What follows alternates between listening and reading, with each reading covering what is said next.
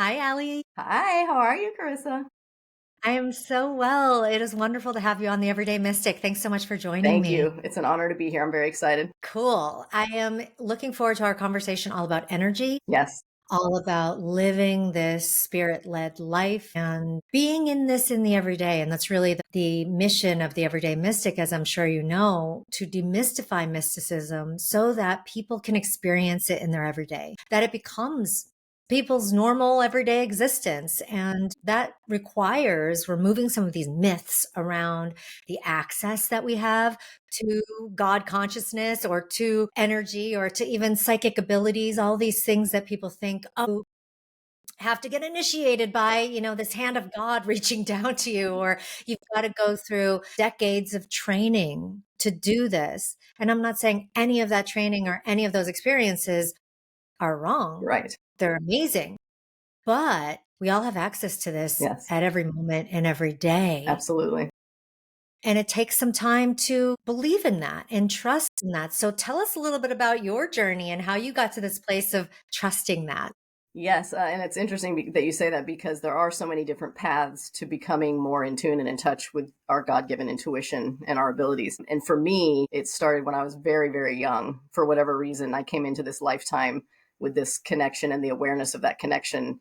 And over time, I realized it was to develop a practice to be able to help other people to get in touch with that ability and that connection themselves. So the first time I consciously remember being aware of kind of a oneness or a higher power, some people call it God, Buddha, whatever you want to call it, just the oneness that we're all a part of and we're different expressions of that we come from and return to. I was about 5 or 6, and I was in, I think, a church at the time with my family. And we weren't in a service or anything. I was just in the kind of hallway waiting, and we were kind of walking down by the pews. And all of a sudden, I felt everything get kind of calm and just really still. And I just felt the presence of a higher power, of God, of just this oneness that I just felt completely at peace with. And it was pure light, pure love, just unconditional. The closest thing maybe you could compare it to would be motherhood, your unconditional love for a child, but just on that higher spiritual plane. So I just stopped and I felt it. And I was kind of communicating on an energetic level with God. I was hearing and feeling and seeing all these things at the same time. And it kind of instilled in me from that moment a trust and a faith in this ability and in this connection and in this oneness that we all have, this kind of ability to tap in and say, who am I really? What is this higher spirit that is the eternal piece of me that I've just come temporarily to house in this vessel that I'm going to be able to use and access through this lifetime, but that is so much more than this lifetime? I wasn't able to conceptualize it in that way at the time, but that's what the feeling was. And I Mm. knew that we all had that, we were all one with that, and that we all had a mission and a purpose to stay in touch with that and to live and experience life through that and from that. So that's kind of Mhm. what began my journey that later, as I got into junior high, high school, college, and after, I started to self educate and learn more about energy and chakras and vibrations and tapped in more and more to my intuition through meditation and then started offering it to other people through sessions. So it kind of organically became its own thing. That's beautiful. The early initiation or opening that you had in that church, did you attribute it to the church and the religion that you practiced at the time? Ironically, I don't, because my family was not religious. I was not religious. I do think it's probably not coincidental that it happened in a church, but I was not at all by any means associated with any religion or feeling like it was from that or practicing a religion. I believe that this oneness and this higher power knows no religion or bounds, or it's just a unifying force that we're all a part of. And I think different people access it, like you said, in different ways or come to feel it in different ways. And I think some people do through religion and many different religions. In college, I studied a religious course that you probably know too. When you go deeper into any and all religions, underneath it all, it's the same. It's the exact Right. same core belief beneath all the scripture and all the other stuff that people argue about and have issues with. It's the oneness, it's the light, it's love, it's God. Yeah. I had an interesting experience when I studied abroad my junior year of college, and I was in New Zealand and not really studying at all. I was studying life. I was studying myself and my spirit, There you but go. not so much in classes. And I was hitchhiking and got picked up by somebody who was devout Christian. That was the first thing he came out that came out of his mouth when he picked me up was Have I been saved? And is this something that I practice? A gentle, beautiful, incredible man. And we had probably a 3, maybe 4 hour conversation Wow. in the drive to Yeah. wherever it was that we were going or that he was taking me or I was being dropped off. And I also didn't grow up with a very strong background in religion, although I went to church, but there was no devout type of Christianity. It was just community church, essentially. Always felt that connection to a higher power, but it wasn't through the church Right. necessarily. And then I had by that age gained an understanding of the oneness. And so I spoke to him and I said, "No, I'm not a Christian, but here's what I believe." And we just rapped for Oh, that's 3, great. 4 hours. And then by the end of the conversation, he's like, "Are you sure you're not a Christian?" Because everything I Yeah. said mirrored his beliefs and they felt the same to him. Interesting. Like, yeah. So it was just like, yes. And it's bigger than that, I Yes. believe. It's bigger, as you said, than the claiming by one system of thought and practice or one guru or one religious figure. Exactly. There are so many of these incredible lights in the world that have shown these beautiful openings to God, to tell us and to tap us that we are also that. We are also and have the ability, the connection, and the birthright to be fully connected in to that same Absolutely. exact spirit in the same Yes. exact way. And it doesn't necessarily need to follow a specific path. There are so many paths. So you went in and you started, it sounds like, studying chakra work and some of the Indian or Eastern mysticism, it Yeah, a sounds little like. bit. Yeah, interesting too, and I'll get to that in one second. But going back, you said something interesting about how, we all have this. And I think that's one of the main things that, and I don't know if you've had the same thing when you talk to people. A lot of people always ask the question, what is my purpose? What is my meaning? What am I here for? And there's such a myriad of answers you could have for that. But I always come back to the same thing, which is to simply be in spirit. That is your purpose, to have that connection to the oneness and to think, feel, live, act from that place, whatever that Yeah. becomes at any moment for you throughout your lifetime. To me, that's the purpose.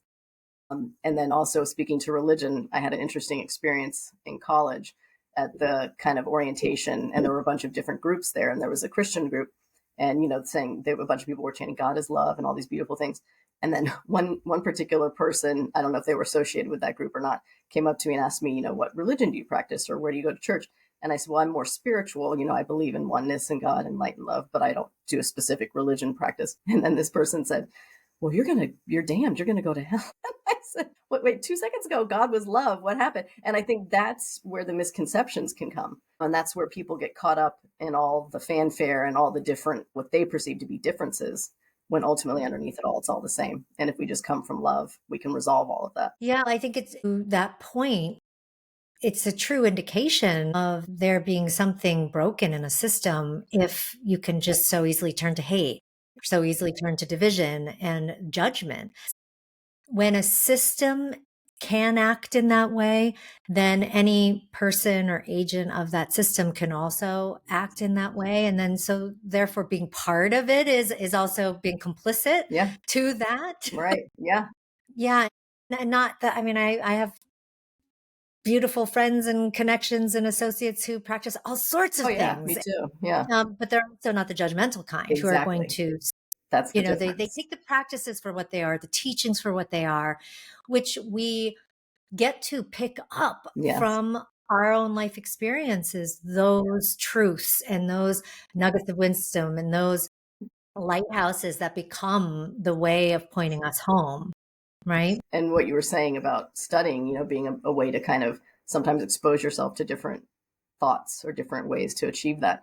And initially, I mean, I was always kind of off the beaten path, but I also knew the importance of education and the importance of how people looked at you differently based on whether you had education, and that perhaps my message would be more well received if I had some traditional education background. So I went the route of course, graduating high school, going to college, getting a master's degree. I got a bachelor's and a master's in clinical counseling psychology, but always knowing the whole time that I was going to veer off into the holistic and the spiritual.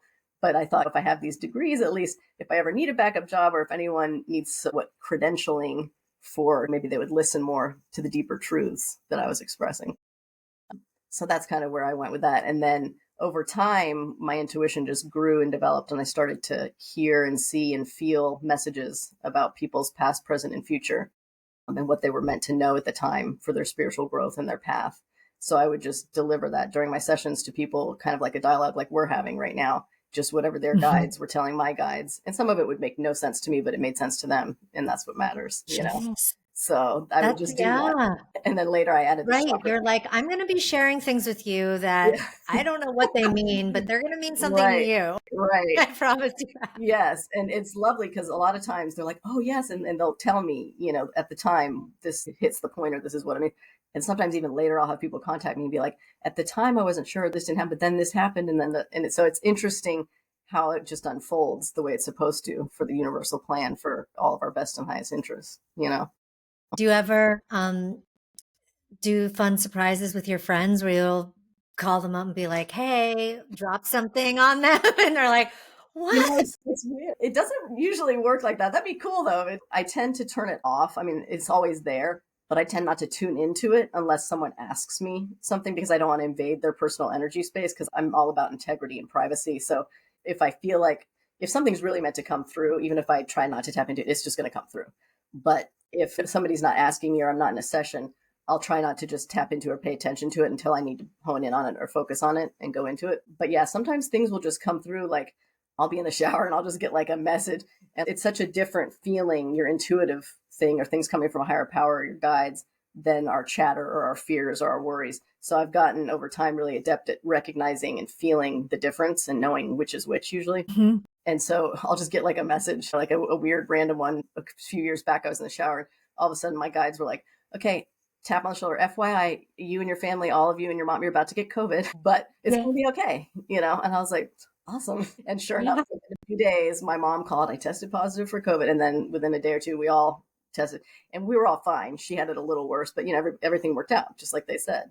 And it was kind of like letting me know, don't panic. This is going to Be happen. scared. Yeah. So it was interesting. It's a beautiful thing about trusting the guidance that it can be that helpful, Yeah. just helpful friend. Yeah. The guidance that we can tap into, it's like the relationships that you have with friends. These are your friends Yes. and unconditional friends, which is even better Right. than some of the people here, who get caught up in their own egos and things. So these are friends who unconditionally love you and have your highest and best interest in mind. You can fully trust it. And it's the same with other energetic signs, or I guess the friends or the messengers of spirit that come to us, whether it's through an animal or a plant or another energy that can tell us and show us something that we need to know. And it could be just as simply as like, don't be scared.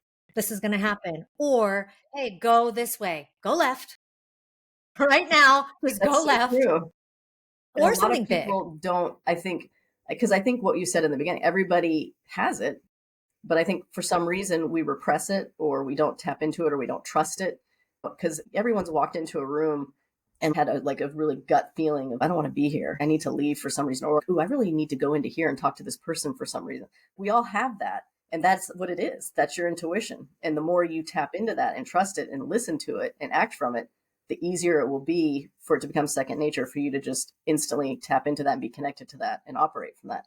But so many people shut it down and they're like, oh, that's silly. That's crazy. But 9 times out of 10, they will come back around to it because they will find out if they don't listen to it, it's not going to work out that well. And when they do, it's never going to lead them wrong. So, it's trial and error for some people, I guess. At some point, they get there. Yes. And so much trust building. It is. And Well, for all of us with everything, like even if, you come into a lifetime with that connection, like I did when I was younger, you still have doubts, you still have fears, you still go through all the trials and tribulations and the ups and the downs and having to constantly remind yourself to hold on to that trust and that faith, despite if it makes any sense to you or anyone else or things we can't explain. what are some of the unexplainable things that have happened to you that were proof positive? Like, okay, this That is real. for me, it's easier for me to have faith and trust and believe because I see it and hear it and feel it. If I didn't, I think it probably would, I can understand why some people have a harder time believing it because maybe they don't see it and hear it and feel it as clearly. So it's harder to be like, yeah, right, whatever. You know what I mean? But it's literally like when you have a feeling of something that you just know deep in your soul, not a single doubt or question about it. Like you just 150% know. That's what that is for me. And so I hear and feel God, the universe, guides talking to me, showing me things, and it's as if you and I are just talking right now. It's plain as day. It's right there. It's fact, you know? And I just feel it and attach to it and connect to it, and I just know there's no denying it. There's no doubt about it that it exists. And you know, through all the sessions I've had with so many different clients over so many different years, they say, "How did you know that?" It's things no one could possibly know. Like there's no way that anyone could look up information like that or know. So there is no doubt it's coming from a higher place that we're all connected to. Otherwise, no one would know that or be able to transmit that information. And so they're like, "That's right. That's exactly right. You know, nobody knows that. How did you know that?" And I'm like, "Well, it's for you. It's the universe. It's our connection. It's the oneness communicating. So I'm just opening to that channel and it's coming through." As far as helping other people open up Hmm. to opening up their own channel and being able to tap into more deeply into their intuition, the messages from their guides. I mean, which is to me, it's all the same thing. It's Yes, all it is. just It is. right. I had a guest on, his name is Seth Dietland, and he's an angel guide, and he dropped something that I had never heard before. And it blew my mind that he said angels are actually our future selves. And so they're helping guide us, and there are those loving guides, but it's just another form of us, but in the future, and or that they're a more evolved aspect of us, higher self. And so our angels, the ones that come around us, are just different incarnations of us. Oh, that's And I was like, interesting. oh Right? wow. Right? But How that's how so interesting cool. because when you think about time space continuum and eternal life, time doesn't exist. It's like a completely different, and there's so many parallel things and universes and dimensions. And it's interesting how for him that's how it came to him, and that's what was being shown and taught to him. And it can be different. They can all be true. Like it can be different things brought to different people at different times for a different reason. Like for me, it's guides and angels and God and messengers transmitting the information, and we're all one. And I see different lifetimes and reincarnation and all these things, you know. And for him, he sees it as versions of ourselves in a time continuum that are coming back. So it's all valid. It's all the same thing. It's just different Mhm. expressions of it. And Mhm. you asked, I think I skipped over, you asked about specific things that had happened. And it just came to me. I had two really interesting things. Before I found out I was pregnant with my son, his spirit came and talked to my spirit. And it was literally him, plain as day, sitting on my stomach with his hands like this, cute as can be, like the most beautiful old soul. And I had planned a different middle name that my husband and I were going to give him. And he said, "I want my middle name to be Tobias." And I was like, "Okay, you got it, whatever." And then, like, within a few days or a week, I took the pregnancy test and I found out I was pregnant. And I looked up online, you know, what is the meaning of Tobias? And it said comes from ancient Greek and Hebrew, meaning Yahweh, God is good. And I was like, "That's perfect. Of Yeah. course," you know? So that was his middle name. And I tell him that story and he loves it. You know, their younger people are so much more kind of in tune already and connected with that. And if you can nurture it from a young age, it'll hopefully stay with them through life. But that, and then my husband, a flip side, about a year, 6 months to a year before he got cancer, I was like, "Something's coming and you're going to get really sick." And I don't know what it is or what's going to happen, but it's something. And then he ended up getting diagnosed later with cancer and he's fine now, thankfully. But yeah, I mean, it was just a very interesting kind of way of being prepared ahead for certain things. So getting prepared for things and maybe dispelling some of that fear. What about the intuitive gifts and being tapped into those help outside of that? You know, what are Yeah, some of the other things that you feel like it right. helps you either in your own life or for your clients? I think for everyone, you know, because it's not just about looking back at things from your past or planning for things for your future. I think the whole crux of it, ironically, because I get information from past, present, and future, and people come, you know, for help to move forward in their path in the best direction, which is another thing that it's useful for, which is, you know, here's some obstacles you're having and why, and here's blocked areas in your energy centers, and this is related to all these issues you're having and this and that. So if we can clear that, and if you can get in touch with your intuition and work on some of these things, you can remove some of that to move forward in a healthier, better way to have a better life experience. So it's a guiding thing and helpful for forward movement and uncovering pain and blockages, and healing things from the past to have a better future. But the crux of it, ironically, is being present, because that's all we have. And ultimately, if we're present, it heals things from the past and it prepares you for the future simultaneously without you having to do anything. It's like if you can just drop in and connect to spirit and be present, you'll instantly feel what you need to feel and know what you need to do. You just have to trust it and act on it. So I think that's Mhm. kind of the main thing for me Mhm. and for helping with my clients, and to get them to get back in touch with that for themselves, to know they have the ability to do that and to trust that and to hear their own intuition and feel it or see it, however it comes to them. Yeah, and being in that presence, Yes.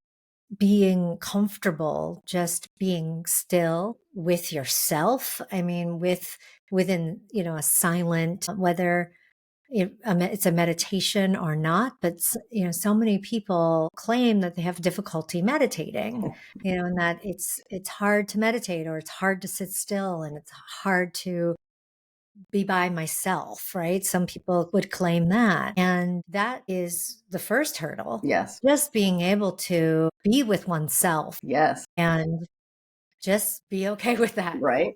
Just truly, truly be Yeah. present with yourself. Yes. That's a practice. And you do in life, even whether you're talking to your spouse or your kid or working, it is so important to be present and just to be able to feel what you're feeling and be in tune with who you are and what you're experiencing at the moment, and bring your best spirit self forward into that, whatever that might be, to have the best outcome. But I think you're right about meditation. I think it's very misunderstood. Different things work for different people. Meditation can be as simple as just taking a walk around the block and being out in nature and breathing, because there's always the chatter in our minds. And the goal of meditation, maybe unless you're a Tibetan Buddhist monk, is not to be completely able to get rid of that, because any great spiritual teacher will tell you there's always going to be an element of that, usually, even when you become quote unquote enlightened or able to move past different levels of meditation. You're still going to have a piece of that human part. So it's to embrace that and let it fall to the background, and for your spirit self to be in the forefront, and let that lead Mhm. your way and let that be what you tap Yeah, into. That's the key, the difference. absolutely. It isn't about killing the ego. It's No. about giving it a different job Yeah, exactly. and letting it have the job that it was meant to have. Yes. It's like, okay, you go and you keep us safe from the Yes. big things, and you Right. keep right, you alert us to Right. whatever needs to be alerting us alerted to, Yeah. but then being able to allow the spirit, our soul, to truly guide us in this lifetime. And that's, as we said earlier, takes a lot of trust. We've also mentioned it requires stillness or silence to be able to listen and connect into that. What are some of the other things that you feel it Yeah. requires? I was just thinking that when you said that last piece, I think practice, putting it into practice in little and big ways on a daily basis, just like saying, okay, I'm going to check in with myself this morning, even something simple like, what do I feel like my body wants to eat this morning? And do that. Do I feel like I want to exercise today? Do I feel like I want to go here or there, or do this, or call this person, or work on this? It's listening to that and just doing it and following it and seeing the results. And you can even do something minor that won't be too major to affect you if you want to try it the other way and be like, I really don't want to do this. I'm going to do this, and then like eat something like really that you don't like, something kind of sugary or that's going to make you feel crappy at that moment. And you'll be like, oh yeah, I definitely should not. So it's like you can do little tests to show yourself without something that'll cause a huge consequence of negative effect for you. That, yeah, if I don't listen to this, it's not going to work out so good. Like maybe I should try to listen to it and then do that in everything you're doing, whether you're with your family or yourself or at work. Just put that into practice and just do the things that feel right and best to you and that you think are going to give the best outcome for you and everyone around you. And just watch how it unfolds.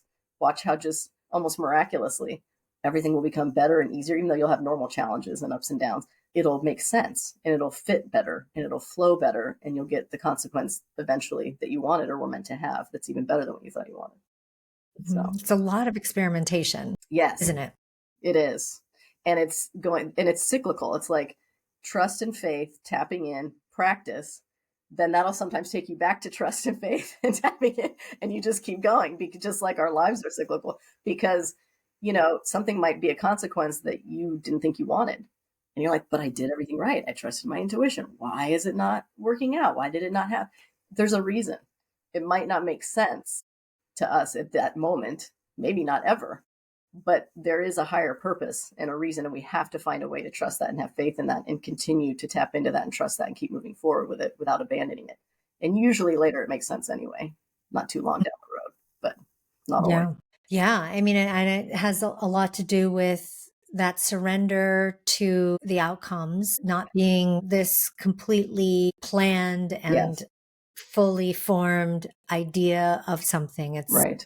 It's moving into that place of, well, let's talk about energy Yeah. because we're There it is. moving into Mm-hmm. energy. We're moving into how does Yep. this feel? What Yes. is this energetic uh, vibration Yes. of love feel like? What Yes. is this energetic vibration of rightness for Mm-hmm. me and my path Right. feel like? All of tapping into and getting to that place so that your focus is there, not in, oh, I need $1 million in the bank with this kind of lifestyle, and then and have all of the earthly uh, parameters set. And when people talk about manifestation, obviously that's all over the board Yes. as far as how people would recommend doing it. But the ones in the way that works for me and that I would have faith in is that you're focused on the feeling of what it is that if you, okay, you want that thing. Why?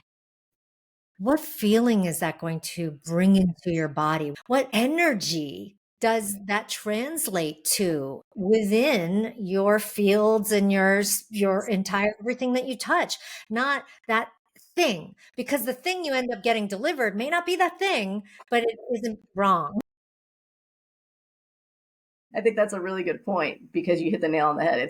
It is the feeling because yeah, you can have an idea of a goal or a thing that you want to achieve, and there's nothing wrong with that. Absolutely go for what you want and put it out there. But if it doesn't feel right, you're absolutely right, it's meaningless.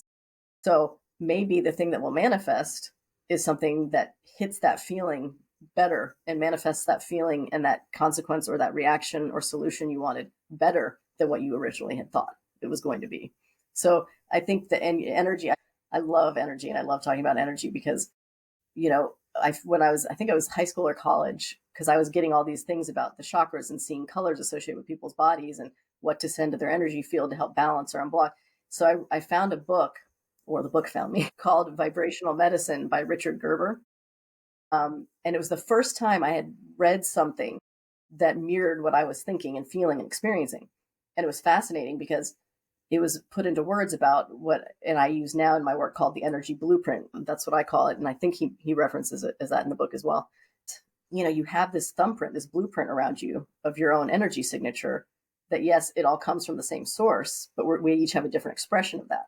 So you start with your outermost spiritual energy force, where you have God and the universe guides, intuition trying to tap in and get your attention.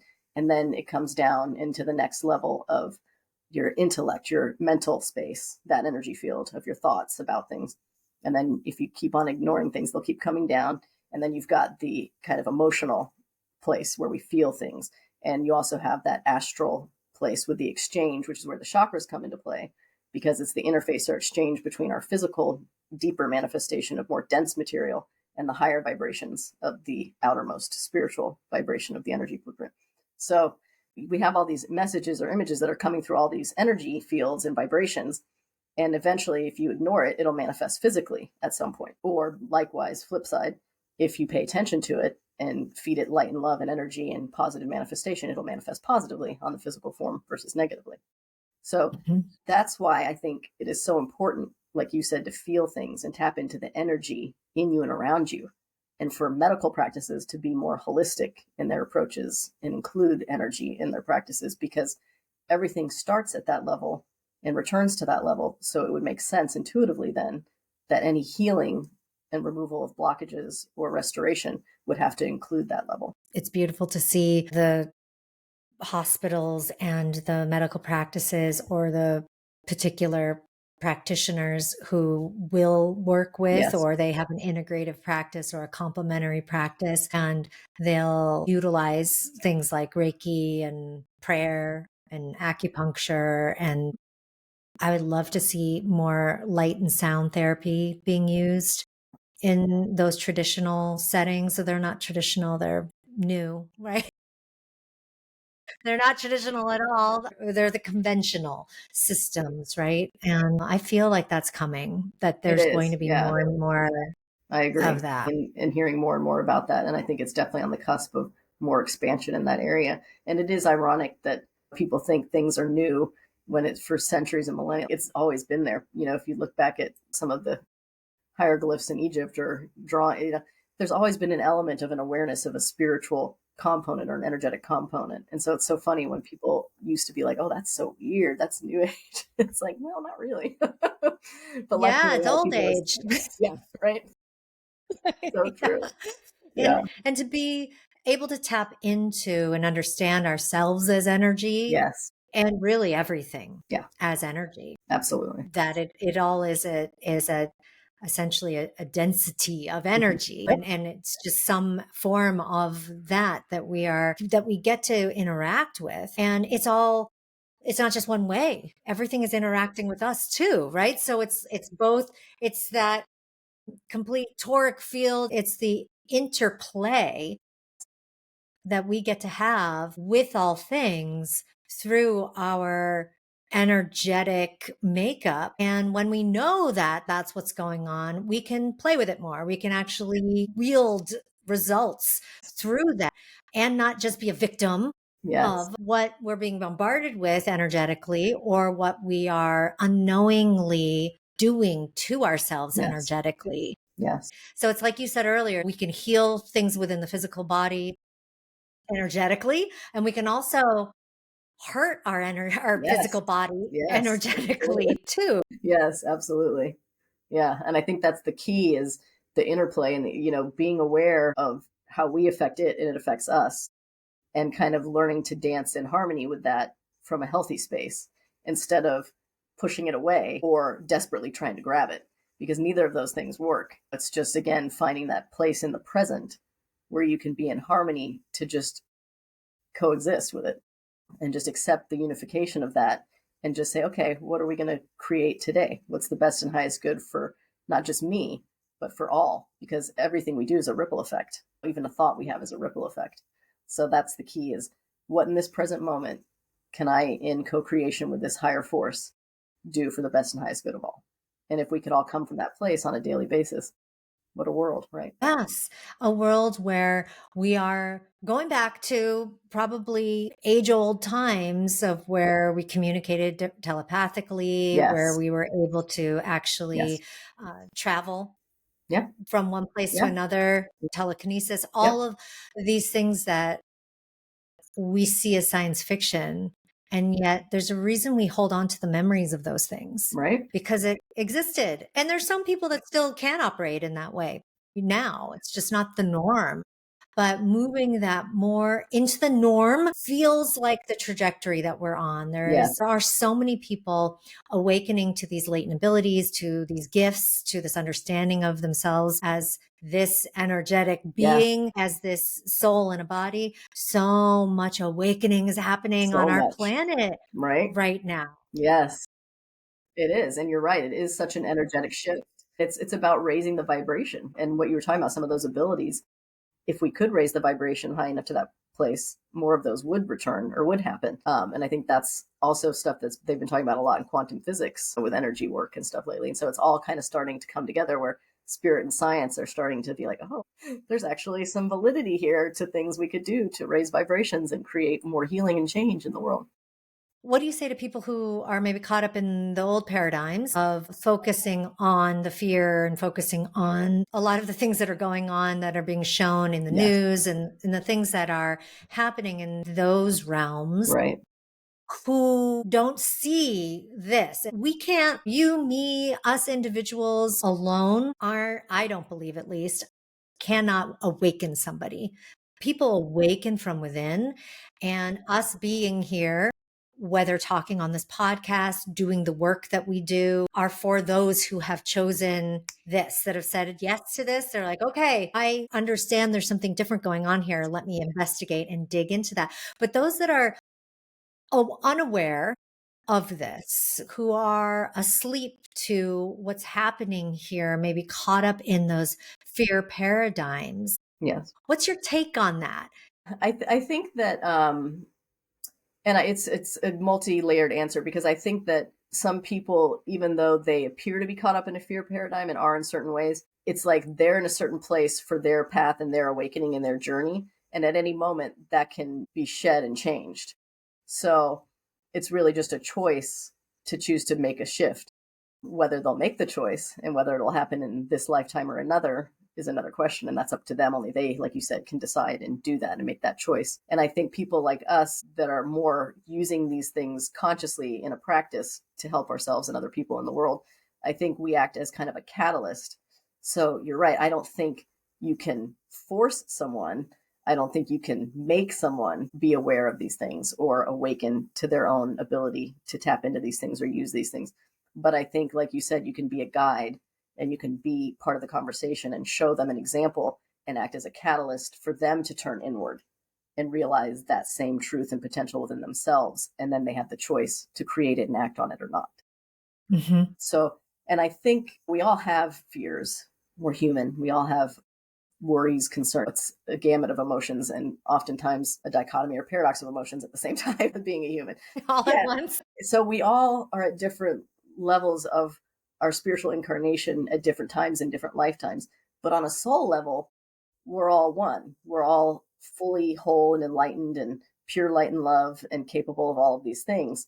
It's just a choice, like I said, to tap into it and use it and be it and do it or not. So you can choose to stay in the lower vibration and focus on the fear and the worry and the what ifs and all these things.